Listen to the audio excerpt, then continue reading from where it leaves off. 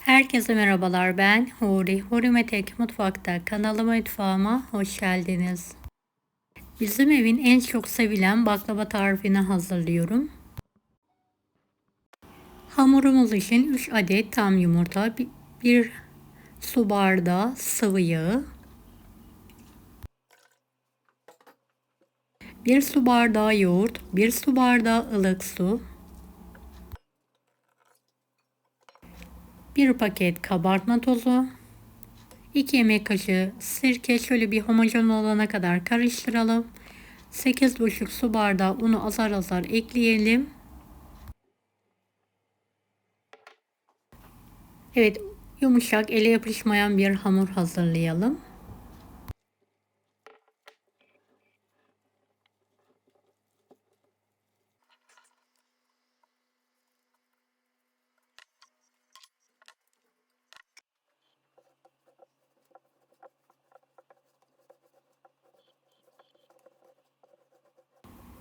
Evet, şöyle hamurumu tezgah üzerine aldım. Toparlanana kadar yoğuruyorum.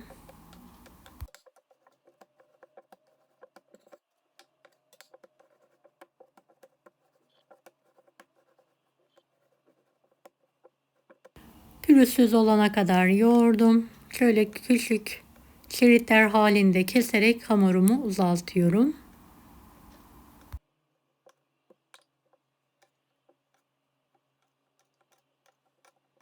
39-40 bezeye keselim.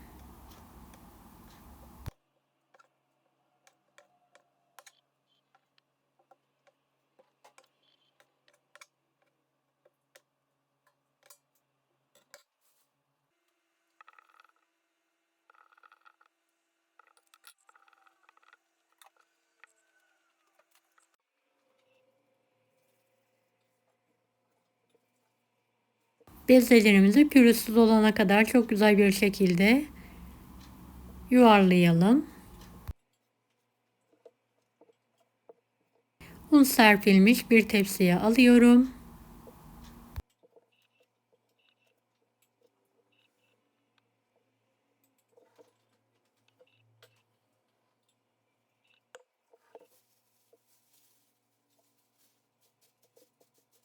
Üzerini de kapatarak en az 1-2 saat bezelerimin kendi halinde oda ısısında dinlendiriyorum.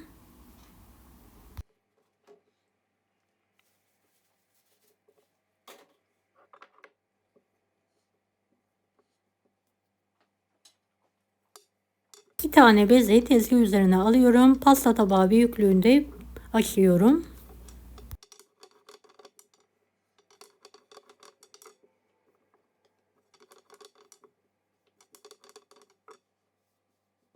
Arasını mutlaka nişastalı un karışımıyla bolca serptikten sonra büyütebildiğim kadar yufkamı büyütüyorum.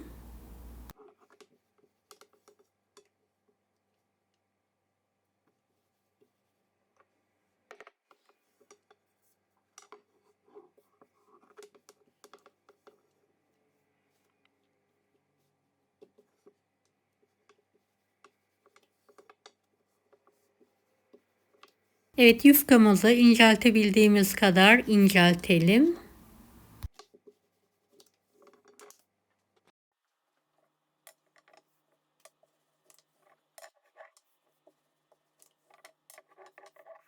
Evet, emek verdiğim bu videoyu sevdiklerinizle paylaşarak bana destek olabilirsiniz.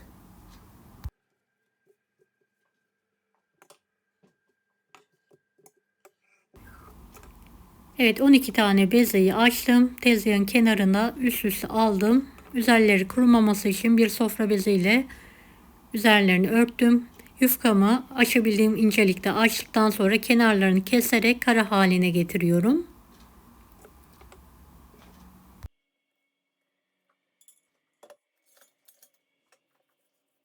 Üzerine tereyağı sürüyorum. Her tarafını gelecek şekilde bir fırça yardımıyla sürelim. Şöyle orta incelikte çekilmiş cevizim var. Her tarafına gelecek şekilde serpiyorum.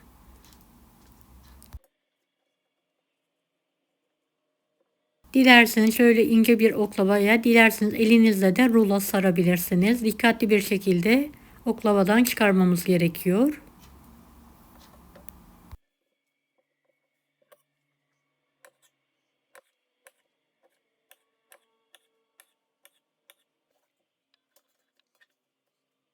Evet, 2 parmak genişliğinde tatlılarımızı keselim. Yuvarlak fırın tepsisine diziyorum. Tepsinin ebatı 32 santim. Evet, şöyle elinizle de hazırlayabilirsiniz. Gördüğünüz gibi kolaylıkla rulo oluyor. Fazla sıkmadan ruloları hazırladım. En son her birini aynı genişlikte kesiyorum.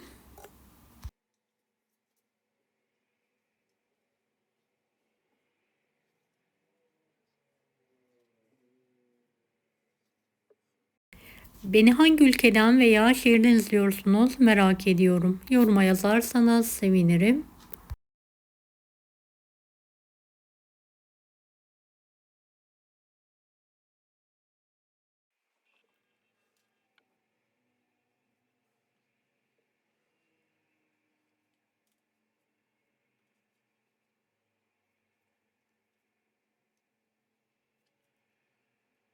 Evet, tepsi dolana kadar tatlılarımı tepsiye diziyorum.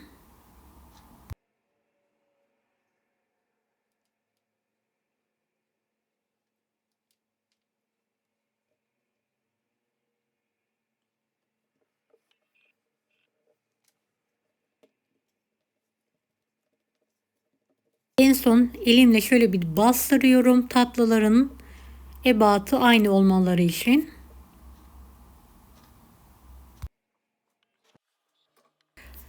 Toplamda bu tepsim için 250 gram saf tereyağı, 1 su bardağı sıvı yağ kullandım. En son kalan yağı bolca üzerine gezdiriyorum.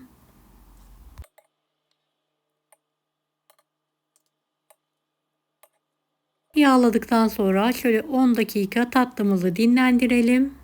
Fırınımı 190 dereceli alt üst fırın olarak ayarladım. Alt tarafına tatlımı alıyorum. Üzerine bir tepsi kapatıyorum.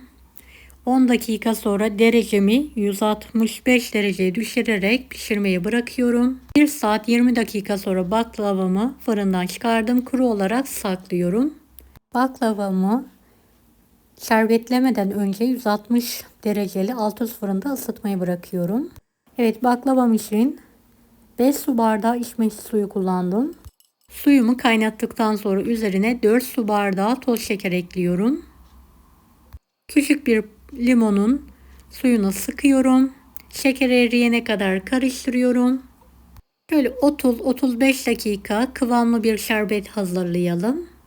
Kıvam kontrolü yapıyorum. Şerbetim tam istediğim kıvamda. Altını kapatıyorum. Şekerlenme yapmaması için yarım çay bardağı soğuk su ilavesi yapıyorum.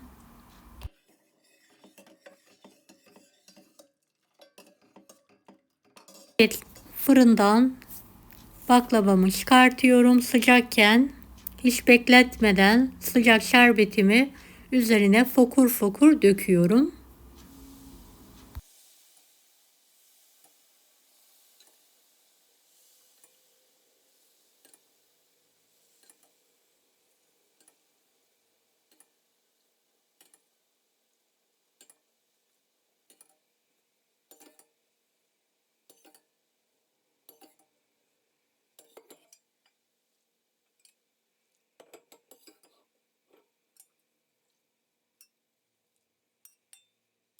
Şerbeti dilerseniz 2 aşamada verebilirsiniz. 1 saat en az dinlenmeye bırakalım.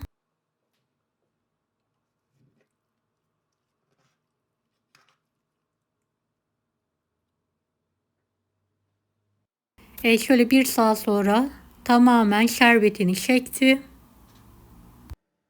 Üzerine Antep fıstığı serperek ikramı hazırlıyorum. Baklavamız ertesi gün daha güzel olacaktır. Bu ilk günkü hali. Deneyecek olan herkese şimdiden kolaylıklar dilerim. Allah'a emanet olun. Hoşça kalın.